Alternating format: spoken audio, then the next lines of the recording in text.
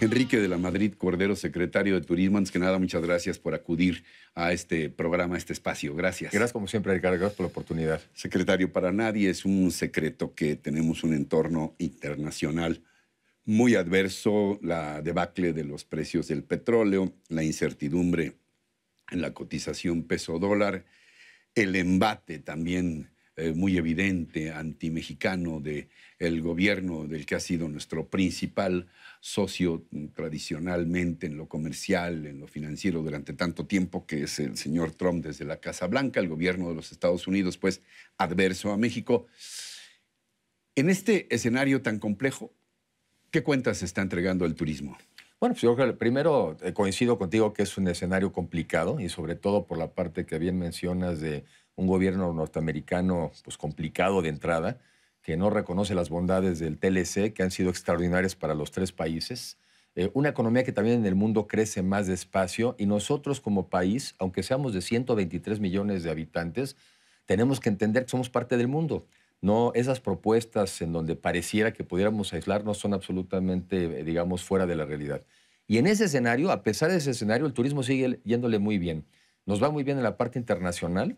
Recibimos el año pasado 35 millones de visitantes al exterior. Hemos crecido en esta administración del número 15 al octavo país más visitado del mundo. Es un avance extraordinario. Lo estamos haciendo también en términos de divisas.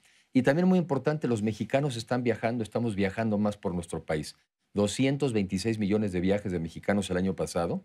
Y también vemos ya, es un dato también duro, tanto en noviembre como en diciembre del año pasado y en febrero de este año, el número de viajes de mexicanos al exterior como un 10% menos que el año anterior. Entonces, al turismo le está yendo muy bien y estoy convencido de que no tiene por qué no seguir creciendo a este ritmo, porque sigue habiendo mucho más país por explorar, muchos más visitantes de otras partes del mundo por traer y muchos más mexicanos por viajar. Cuando dices que al turismo le está yendo muy bien, es decir, que les está yendo muy bien a los hoteleros, a los restauranteros y hasta ahí. Yo digo que le está yendo bien a todos, pero tenemos que trabajar para que todavía esa distribución sea más pareja. El comentario que hacemos, el comentario que también nos pide el presidente que trabajemos es, no vale tener zonas hoteleras de primera y comunidades de tercera.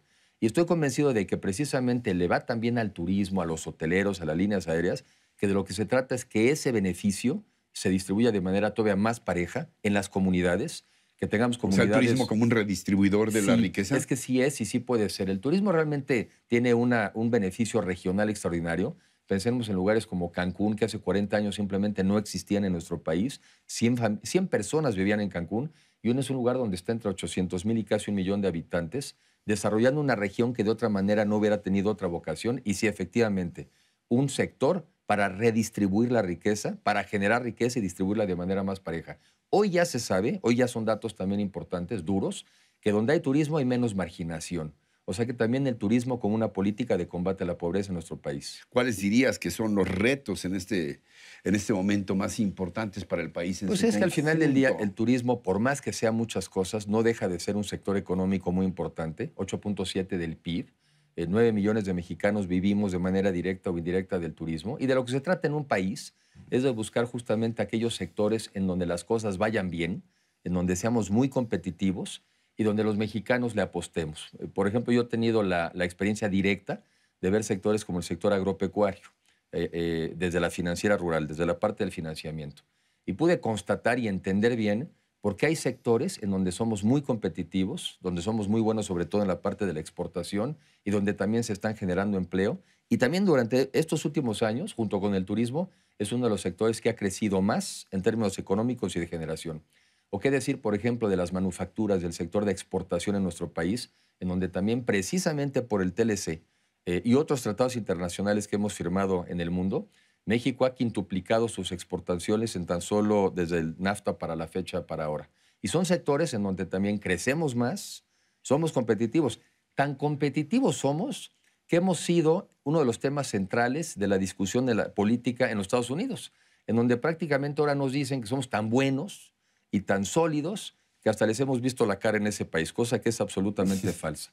Tenemos sectores como, por ejemplo, el aeroespacial, donde también México crece muy bien. Son muchos los sectores donde México es fuerte. El financiero también tiene unas tasas de crecimiento espectaculares. El consumo va creciendo bien. Entonces, sí, hay muchos sectores de la economía en México en donde las cosas van bien y el tema es cómo le apostamos más, cómo subimos más a gente. Pero también, Ricardo, hay que reconocer que el crecimiento no ha sido parejo.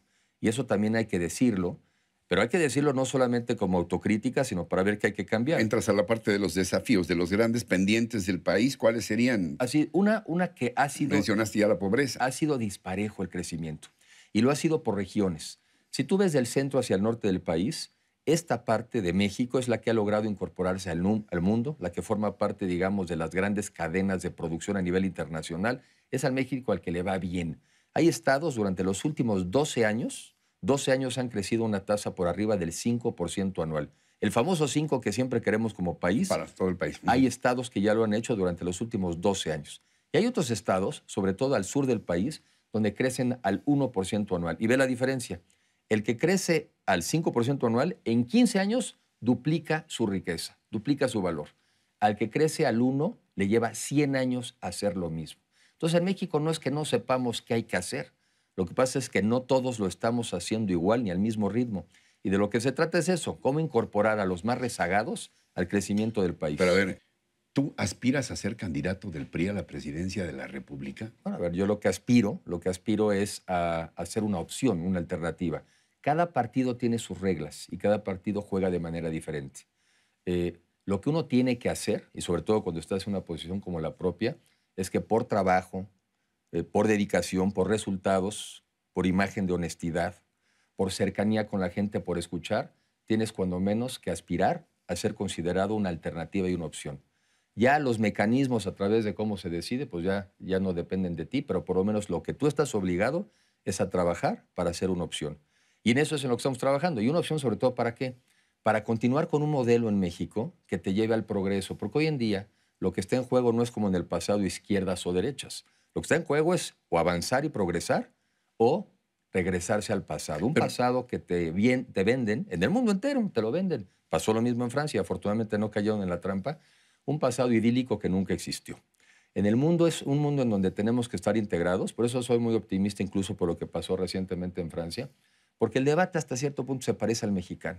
O avanzamos y seguimos hacia adelante con un modelo, eso sí, más sensible, que incluya a todos los mexicanos, o nos vamos a una imagen del pasado idílico, repito, que nunca existió, un modelo cerrado, proteccionista, intervención del Estado otra vez, donde el gobierno nos indica a todos qué hay que hacer. Ese México yo espero que nunca volvamos, porque yo creo más bien en el México donde todos participemos, donde no dependamos solamente de una persona, sino que todos juntos los mexicanos tengamos un nivel de progreso mayor. ¿De qué depende que lo logremos? Sí, absolutamente. Yo diría un poco, yo como me lo explico a mí mismo, es que digo, desde hace 40 años tuvimos una crisis económica profunda, precisamente ese modelo al que algunos nos quieren llevar de regreso, ese modelo quebró.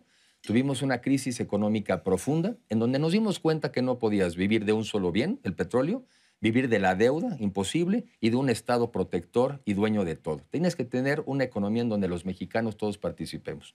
Hace 40 años cambiamos de ese modelo y como lo digo y lo reconozco, algunos lo han hecho muy bien, ahora hay que ir por aquellos que no se han logrado incorporar. Y por eso digo que así como los mexicanos hace 40 años le dimos vuelta a la tortilla precisamente con un cambio al modelo económico y que sí está dando resultados y que falta incorporar a más, ahora en una época de crisis de esa parte de Estado de Derecho lo que necesitamos es fortalecerlo. Buena economía y ahora un mejor Estado de Derecho sí hacen de México un país viable. Pero eso sí, si pensamos que podemos regresar al pasado, si no le ponemos ganas y énfasis a esto del Estado de Derecho, a México se le va la posibilidad de ser un país desarrollado en esta generación y que sí la tenemos y está en nuestras manos. Y luego te integrarse al mundo. Veamos lo que pasó en Francia. Repito, muy optimista.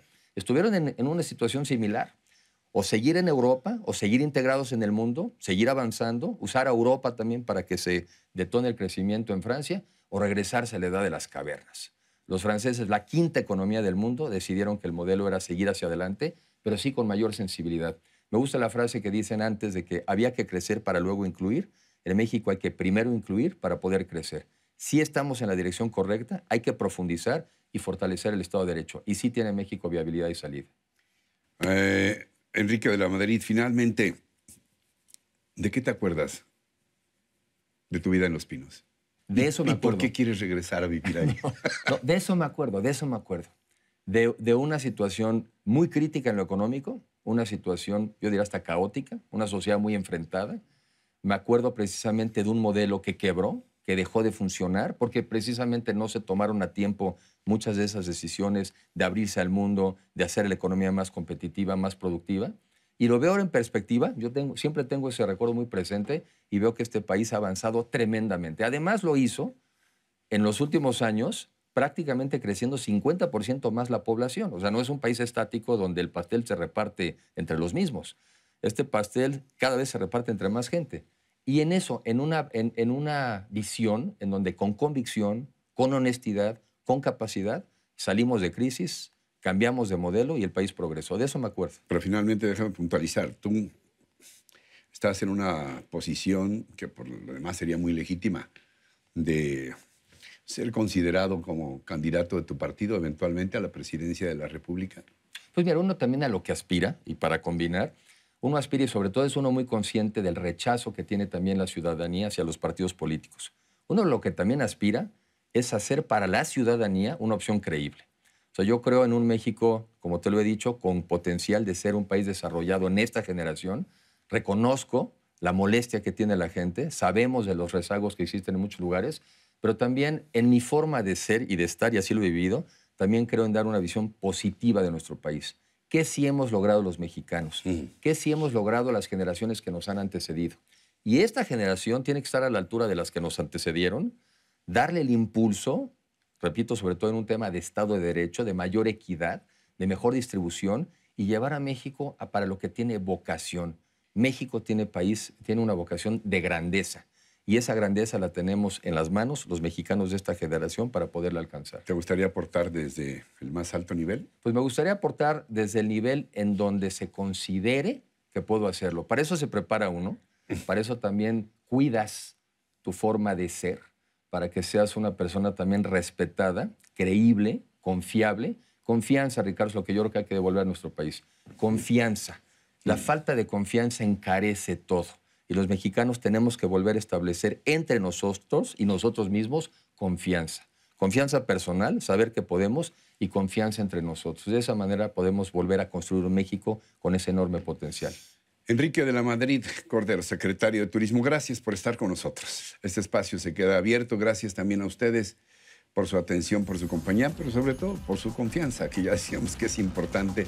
Hasta la próxima semana. Hasta entonces, hasta siempre.